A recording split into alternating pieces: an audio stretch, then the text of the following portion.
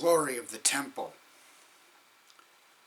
The glory of this latter temple shall be greater than the former, says the Lord of hosts. And in this place I will give peace, says the Lord of hosts. Haggai chapter 2, verse 9. When the king's workforce completed construction on the first temple in Jerusalem, Solomon gathered the children of Israel together for prayer. When he was finished, fire came down from heaven and consumed the burnt offering and the sacrifices, and the glory of the Lord filled the temple.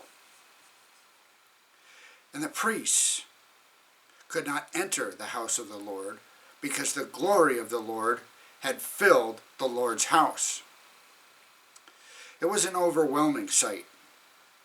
The Bible tells us the children of Israel bowed their faces to the ground on the pavement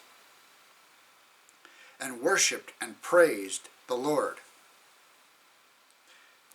After the captivity, God's people understandably looked forward to the completion of the second temple.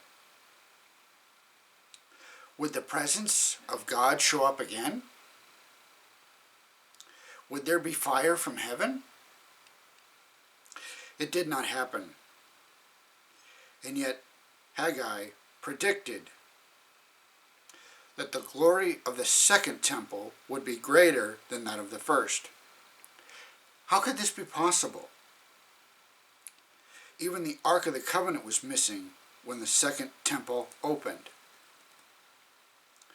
It must have seemed inconceivable that the glory of the second temple would even rival the first, let alone surpass it. Yet the prophet's words proved true. The key to understanding his prediction is found in the second chapter, in verse 7. And I will shake all nations, and they shall come to the desire of all nations. And I will fill this temple with glory, says the Lord of hosts.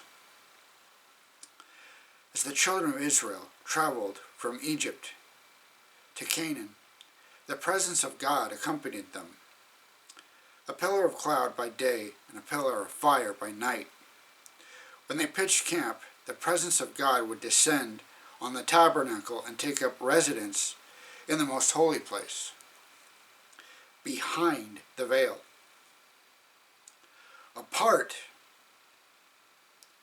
from the high priest, who entered once a year, no sinner could enter the inner apartment and stand in God's presence. It meant certain death. How was the second temple greater? God the Son, the desire of all nations, stepped out from behind the veil and appeared in the temple as a living, breathing human being. He taught us, loves us, saved us, face to face and in God's book. His act of humble condescension